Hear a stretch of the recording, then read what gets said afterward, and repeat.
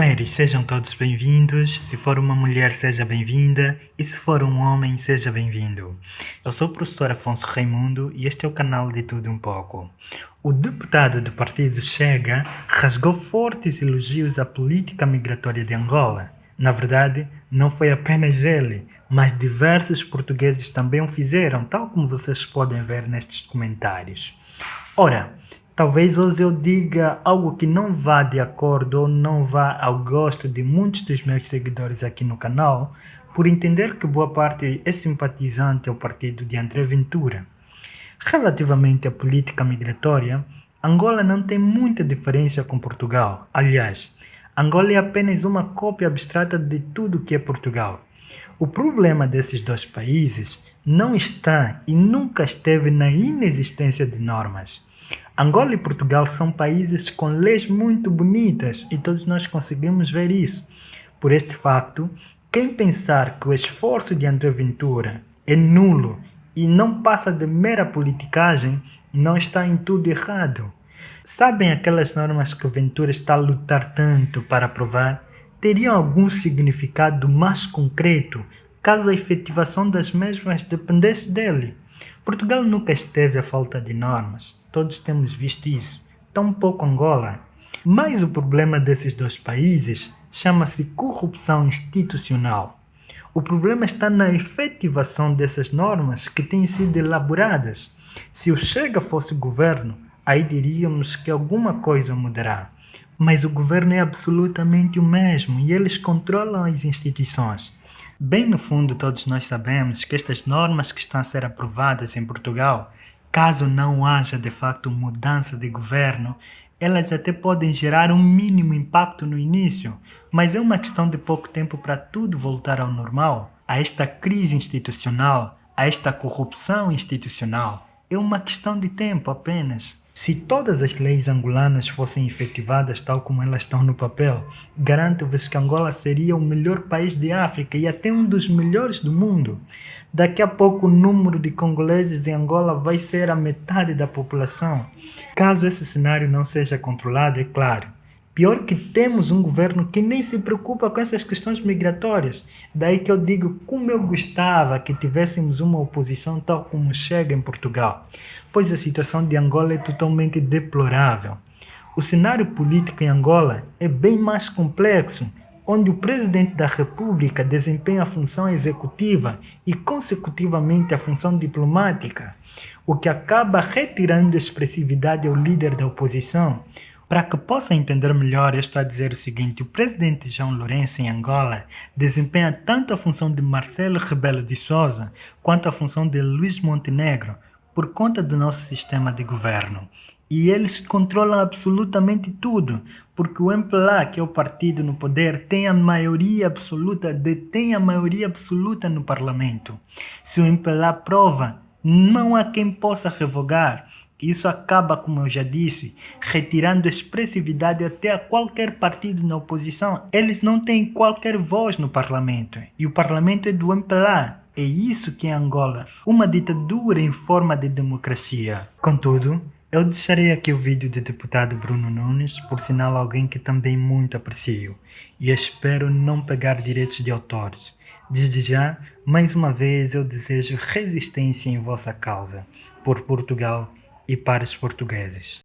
Numa altura que a esquerda, a extrema-esquerda, jornalistas e afins, comentadores, paineleiros e gente como tal decide fazer um ataque completo não só à nossa Portugalidade, como ao facto de ter existido uma aprovação na generalidade da lei da nacionalidade que coloca alguns entraves à entrada desenfreada dentro de Portugal, tentando acusar a direita toda ela de ser racista, xenófoba e de vir atrás de uma retórica extremista, radical, perigosa da extrema-direita portuguesa liderada por André Ventura e pelo Chega, e depois do Presidente da República ter levantado a questão, assim muito a miúdo, que temos que ter muito cuidado com esta questão da nacionalidade, principalmente por causa da nossa relação com a CPLP, quando sabemos que existem vistos que foram suspensos, nomeadamente na CPLP.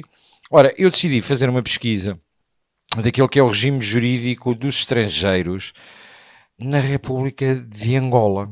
Agora, pasme-se, eu vou ler apenas alguns artigos, que este regime jurídico dos estrangeiros na República de Angola era aplicado em Portugal. O que é que diriam? Mas isto é a forma como os portugueses e como qualquer cidadão estrangeiro é tratado em Angola, e eu não os critico. Têm liberdade para fazer a sua jurisdição, têm liberdade para criar a sua jurisprudência, são um país soberano com mais ou menos autodeterminação e, portanto, têm todo o direito em fazer aquilo que acham como sendo as leis de proteção do seu país.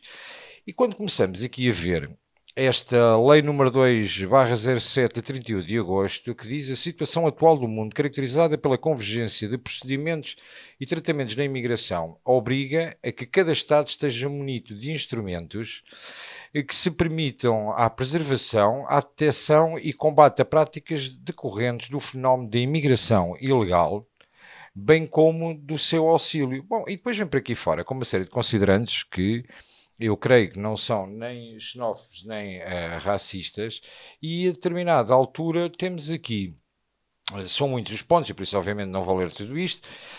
Eu irei ver se consigo colocar isto disponível, mas creio que com uma breve pesquisa na internet conseguem chegar a este documento.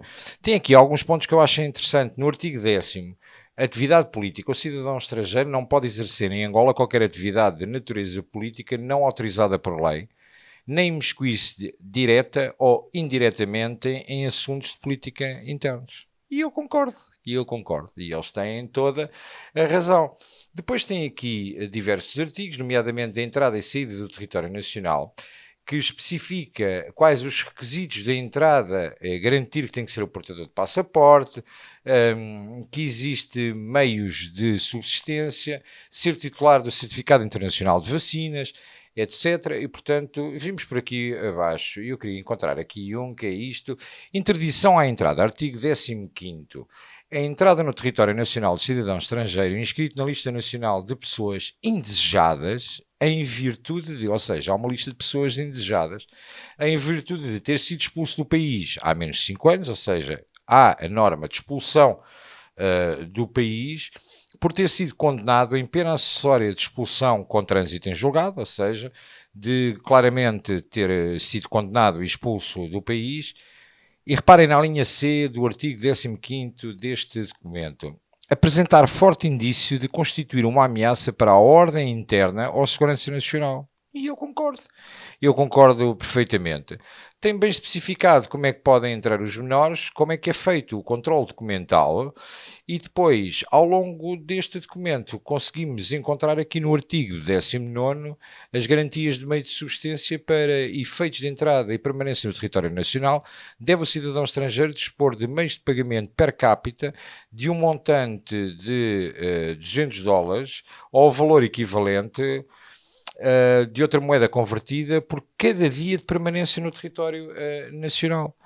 Portanto, basicamente o que estamos a falar é que Angola salvaguardou-se com este documento para que a qualquer momento as autoridades angolanas possam não só impedir o apoio e auxílio à imigração ilegal, como qualquer tentativa de entrada dentro do território sem que exista a legalização e aquilo que está previsto. Eles, inclusive, conseguem colocar no seu artigo 22º a responsabilidade das empresas transportadoras que levem estas pessoas para o território e colocá-los sob responsabilidade da forma como permitiram que elas transportassem até ali, fazendo o movimento transfronteiriço.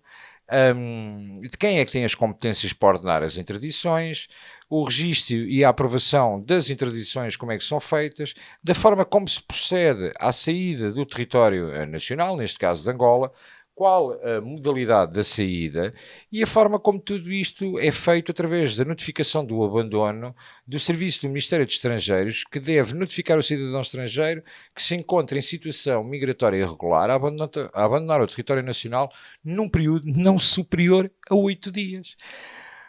As causas da expulsão estão bem descritas e bem enquadradas e, portanto, tenha utilizado meios fraudulentos para entrar e permanência no território nacional, atente contra a segurança nacional ou a ordem interna, viola os deveres estabelecidos na presente lei, nomeadamente no artigo 9, desrespeito de forma muito grave e reiterada as leis angolanas, tenha sido condenada a pena de prisão maior, e tem aqui tudo isto de como é descrito, inclusive como é que decorre a expulsão, as entidades competências para decidir como é que é feita a expulsão, todo o processo de expulsão, a decisão da expulsão, situação do estrangeiro sujeita à decisão de expulsão, que enquanto não é expulso existem locais onde devem ficar e permanecer a aguardar que sejam levados dali para fora.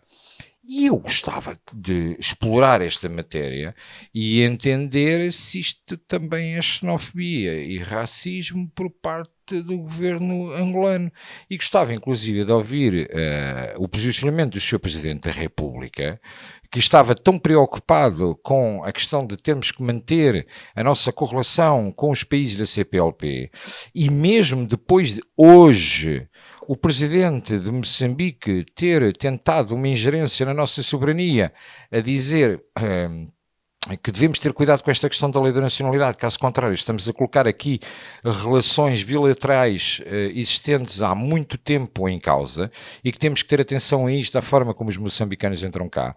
A questão é simples, têm que entrar com o registro legal, têm que entrar de forma legal, e portanto, da mesma forma que Angola se salvaguarda, e que eu considero que não é racismo nem xenofobia, porque é apenas uma forma de soberania decorrente da autodeterminação, mais ou menos, que têm enquanto Estado, mas que são independentes e soberanos, isso nem sequer existe dúvida.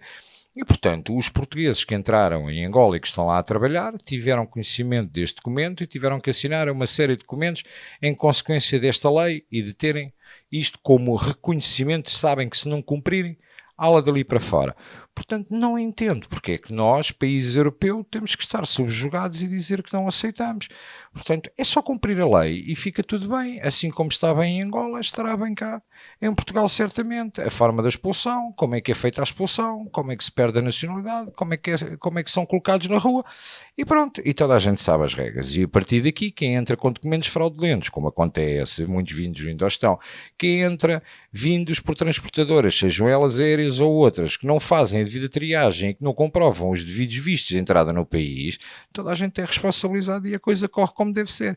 Já viram? Inclusive agora, eu espero que não seja Marcelo Rebelo de Sousa e alguns membros do governo, ou jornalistas, paneleiros e órgãos de comunicação social, a dizer que o governo da República Angolana é racista e que não trata das coisas como deve ser, não garantindo a soberania do seu Estado. É lixado, não é?